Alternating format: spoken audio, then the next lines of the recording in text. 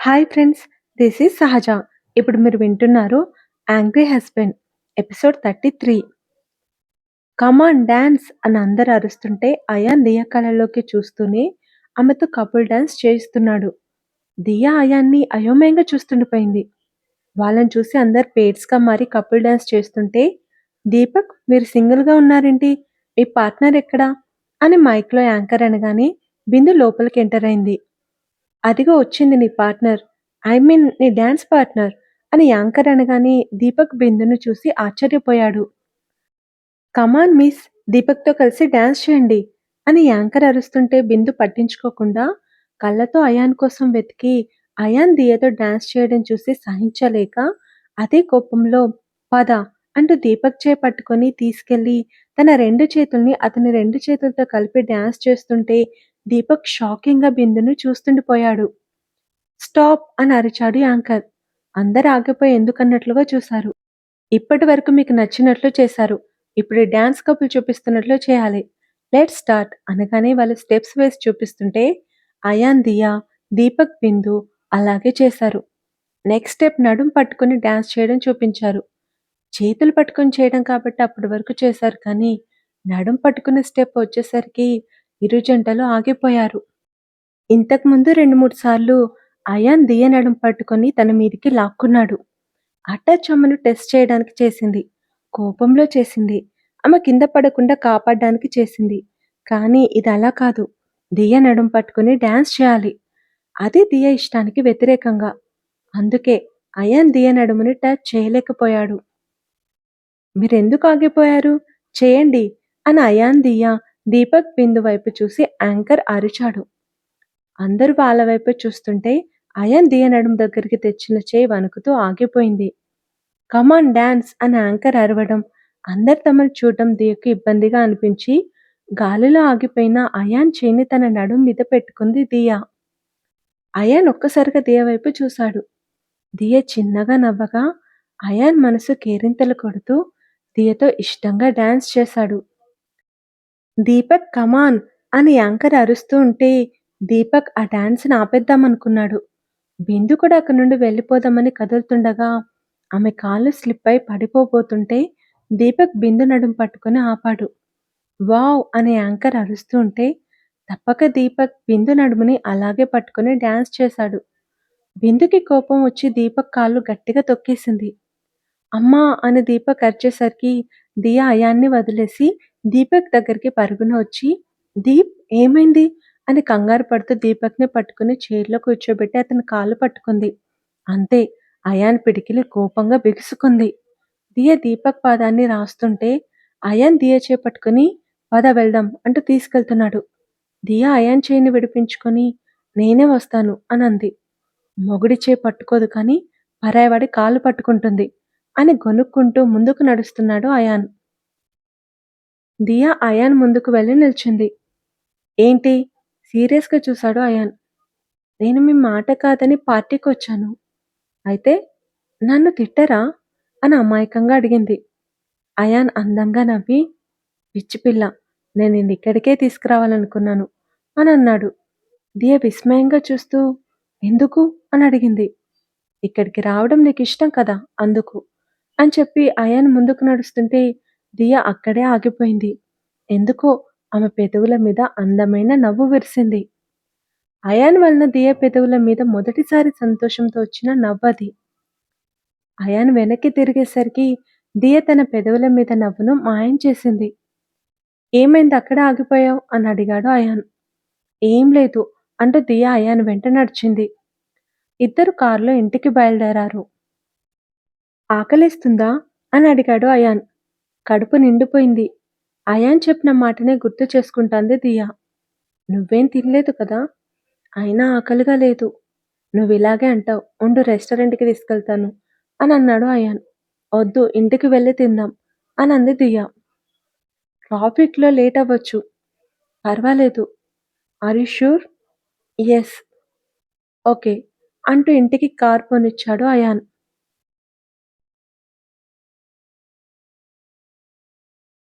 బిందు వెళ్ళిపోతుంటే బిందు ఆగు, నీతో మాట్లాడాలి అని అన్నాడు దీపక్. నీతో మాట్లాడాలని నాకు లేదు. అనంది బిందు. నాకు కూడా లేదు. కానీ అవసరం ఉంది. అయాన్ దియను విడదీయడానికి నువ్వు దియను కష్టపెట్టలేకపోతున్నావు. అందుకే ఇంతవరకు నువ్వసలు ఎలాంటి ప్లాన్ వేయలేదు. నువ్వు మంచిదానివి బిందు. కానీ అయాన్ని దక్కించుకునే నీ స్వార్థం ఎక్కడ నిన్ను చెడ్డదానిలా మారుస్తుందేమోనని నాకు భయంగా ఉంది. ఒకటి చెప్పనా? నువ్వేం చేయాల్సిన అవసరం లేదు. కొన్ని రోజుల్లో దియ అయాన్ నుండి విడిపోతుంది. నేనేం చేసైనా సరే దియను ఆ జైలు నుండి విడిపించి తన లైఫ్ తనకిచ్చేస్తాను. సో, వాళ్ళను విడదీయడానికి నువ్వు స్ట్రగుల్ అవ్వాల్సిన అవసరం లేదు. కానీ నిజం లేని ప్రేమ ఎప్పటికీ గెలవదు బిందు. నేను చెప్పిన మాట నీ లైఫ్‌లో జరిగింది. నీ మంచిని కోరుకునేవాడిగా చెప్తున్నాను. అయాన్ని మర్చిపోయి మంచి అబ్బాయిని చూసి పెళ్లి చేసుకో అని చెప్పాడు దీపక్. బిందు దీపక్‌ని చంపేసేలా చూస్తూ వెళ్ళిపోయింది.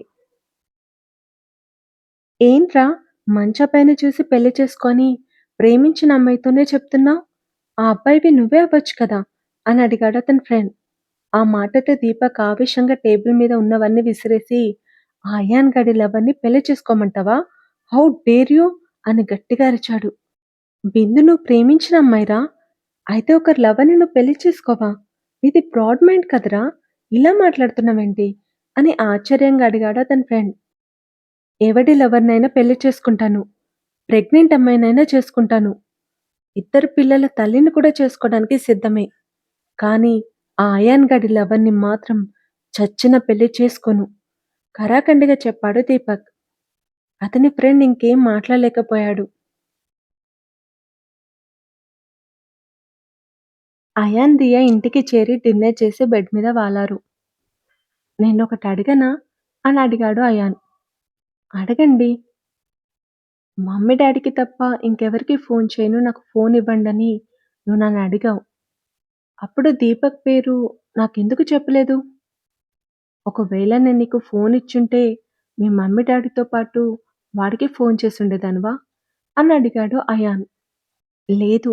అసలు ఫోన్ చేసేదాన్నే కాదు. దీపక్‌కి ఫోన్ చేస్తే నా పరిస్థితి గురించి చెప్పాల్సొస్తుంది. నా వాళ్ళకి నేను అబద్ధం చెప్పలేను అని చెప్పింది దియా. ఇంతకుముందు వాడితో అప్పుడప్పుడు మాట్లాడేదానివా? అని అడిగాడు అయాన్. రోజూ మాట్లాడేదాన్ని. దీపక్‌తో మాట్లాడకుండా నేనొక్కరోజు కూడా ఉండలేను అని దియ చెప్తుంటే అయాన్‌కి ఒళ్ళు మండి, ఇప్పుడుంటున్నావు కదా! అని కోపంగా అన్నాడు. తప్పట్లేదు. దీపక్‌ని నేనెంత మిస్ అవుతున్నానో నీకు తెలీదు అయాన్ అని అంది దియ. అయాన్ కోపంగా అటువైపు తిరిగి పడుకున్నాడు.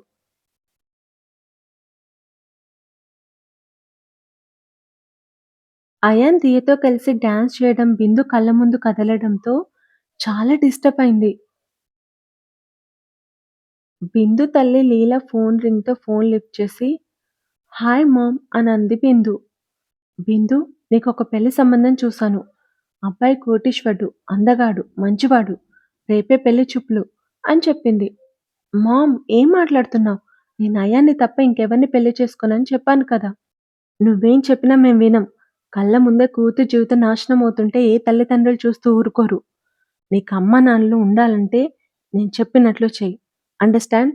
అని గట్టిగా చెప్పి ఫోన్ పెట్టేసింది లీల. బిందు కోపంగా ఫోన్‌ని పక్కకు విసిరేసింది. ఆ రాత్రంతా ఆమెకసలు నిద్ర పట్టలేదు.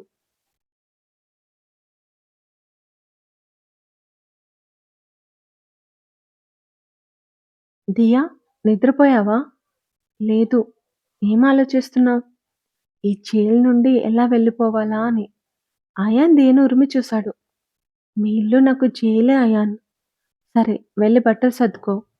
అయాన్ ఆ మాట అన్న మరుక్షణమే దియ కొన్ని క్షణాలు షాక్‌లో బిగుసుకుపోయింది. ఏమన్నారు? తను విన్నది నిజమేనో కాదోనన్న అనుమానంతో అడిగింది దియ. బట్టలు సర్దుకో అని మళ్ళీ చెప్పాడు అయాన్. దియ క్షణం కూడా ఆలస్యం చేయకుండా బట్టలు బ్యాగ్‌లో సర్దుకొని అయాన్ ముందుకొచ్చి వెళ్దామా? అనంది ఉత్సాహంగా. ఇప్పుడా? రేపొద్దున్నే వెళ్దాం అనన్నాడు అయాన్. పొద్దున ఎప్పుడవుతుందో ఏమో అనుకుంటూ దియ బ్యాగ్‌ని పక్కన పెట్టబోతుంటే వెయిట్ అంటూ అయాన్ వార్డ్రోబ్ తెరిచి కొన్ని డ్రెస్‌లు దియాకిచ్చాడు. ఇవెందుకు? అని అడిగింది దియ. 10 డేస్ కోసమని కొన్ని డ్రెస్‌లు తీసుకొచ్చుకున్నావు. అందుకే ఇవి నీకోసం తీసుకొచ్చాను. ఇంట్లో చాలా ఉన్నాయి అయాన్. రేపు మీ ఇంటికి వెళ్లి బట్టలు తీసుకొని వెళ్ళే టైం లేదు అని అయాన్ అంటుంటే దియా అయోమయంగా చూస్తూ రేపు వెళ్ళేది మా ఇంటికి కాదా? అని అడిగింది. కాదు. రాజస్థాన్. ఆఫీస్ పని మీద మనం అక్కడికి వెళ్ళాలి అని చెప్పాడు అయాన్. మా ఇంటికి నన్ను పంపించేస్తున్నారని ఎంత సంబరపడ్డానో అని ఏడుపుమొఖం పెట్టుకొని దిగులుగా కూర్చున్న దియను చూసి త్వరగా పడుకో. రేపు మార్నింగ్ 5కే ఇంటి నుండి బయలుదేరాలి అని చెప్పాడు అయాన్.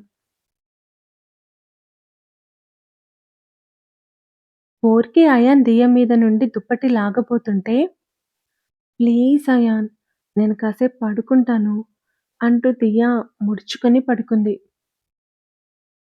అయాన్ దియ తల మీద ఆప్యాయంగా నిమురుతూ ఫ్లైట్‌కి టైమవుతుంది. ప్లీజ్ దియా అని అన్నాడు. దియ టక్కున లేచి కూర్చొని అయాన్ని ఆశ్చర్యంగా చూస్తూ, ఇంతకు ముందు నా తలని నిమురుతూ ఫ్లైట్‌కి టైమవుతుంది. ప్లీజ్ దియా అని మీరన్నారా? అని అడిగింది. యెస్. వాట్? నోరు తెరిచింది దియ. అంత షాక్ అవ్వకు. వాత కొట్టి లేపినా, అరిచి లేపినా ఉలిక్కిపడి లేస్తావు. దాంతో హెడేకొస్తుంది. మామూలుగా లేపితే అస్సలు లేవవు. అందుకే ఈ యాంగిల్‌లో ట్రై చేశా. త్వరగా వెళ్లి స్నానం చేసి రా అనన్నాడు అయాన్. ఓకే. అంటూ దియ వాష్‌రూమ్‌కి వెళ్లి స్నానం చేసి రెడీ అవుతుంది. లగేజ్ కార్‌లో పెట్టొచ్చి తిరిగొచ్చిన అయాన్ షర్ట్‌కి బటన్ ఊడిపోవడం చూసి, అయాన్ మీ షర్ట్ బటన్ ఊడిపోయింది అని చెప్పింది దియ. ఇప్పుడు మళ్ళీ డ్రెస్ మార్చుకోవాలి అంటూ అయాన్ కదులుతుంటే దియ అయాన్ చేయి పట్టుకొని ఆపింది. అయాన్ దియను ఆశ్చర్యంగా చూస్తుంటే దియ సూది దారం తీసుకొచ్చింది. 1 మినిట్‌లో అయిపోతుంది అంటూ దియ అతని షర్ట్ బటన్ కుడుతుంటే అయాన్ దియను తన్మయత్వంతో చూస్తుండిపోయాడు. దియ వేలికి సూది గుచ్చుకోవడంతో అయాన్ దియ చూపుల మాయ నుండి బయటకొచ్చి దియ వేలుని నోట్లో పెట్టుకున్నాడు. దియ బిగుసుకుపోయి అయాన్ని చూస్తుండిపోయింది. అయాన్ దియను చూడగానే దియ కంగారుగా చూపు తిప్పి కదులుతుండగా స్లిప్ అయి పడబోయింది. అయాన్ టక్కున దియ నడుం పట్టుకొని లాగగా దియ పెదవులు అయాన్ గుండెను ముద్దాడాయి. అయాన్ శరీరం ఒక్కసారిగా పరవశించిపోయింది. అతని గుండె మీద ఉన్న తన పెదవులను చూసి దియ షాకై ఒక్కసారిగా దూరం జరగబోతుంటే మళ్ళీ అడుగులు తడబడటంతో అయాన్ ఆమె నడుముని అలాగే పట్టుకొని ఉన్నాడు. దియ మెల్లిగా తలెత్తి అయాన్ కళ్ళలోకి చూసింది. ఇద్దరి కళ్ళు కలిశాయి. ఒకరి చూపుల కాలంలో మరొకరు చిక్కుకొని బయటికి రాలేకపోయారు. ఫోన్ రింగ్‌తో ఇద్దరి చూపుల బందీ నుండి బయటపడి ఇబ్బందిగా కదిలారు. అయాన్ ఫోన్ లిఫ్ట్ చేసి "వస్తున్నాం" అని చెప్పి ఫోన్ పెట్టేసి "పద" అంటూ దియ వైపు చూశాడు. ఇద్దరు కారులో ఎయిర్‌పోర్ట్‌కి వెళ్లి జైపూర్ ఫ్లైట్ ఎక్కి అక్కడికి చేరుకొని హోటల్‌లో దిగారు. "ఇక్కడ ఎన్ని రోజులు వర్క్?" అని అడిగింది దియ. "రాజస్థాన్‌లో మనవి 3 ప్రాజెక్టులున్నాయి. వాటిని విజిట్ చేయాలి. క్లయింట్స్‌ని కలవాలి. మాక్సిమం 3 డేస్ పట్టొచ్చు. మొదట జైపూర్ ప్రాజెక్ట్ పని పూర్తి చేసుకొని టూరింగ్ ప్లేసెస్ చూసి రేపు వేరే చోటుకి వెళ్దాం" అని చెప్పాడు అయాన్. "నాకేం చూడాలని లేదు. నేనెక్కడికి రాను. నేను రూమ్‌లోనే ఉంటాను. మీరు పని పూర్తయ్యాక చూడాల్సినవి చూసి రండి" అనంది దియ. అయాన్‌కి చాలా కోపం వచ్చింది. ఆ తర్వాత జరగబోయేది నెక్స్ట్ ఎపిసోడ్‌లో తెలుసుకుందాం. ఈ ఎపిసోడ్ గనుక మీకు నచ్చితే లైక్ చేయండి, కామెంట్ చేయండి. Thank you. బాయ్.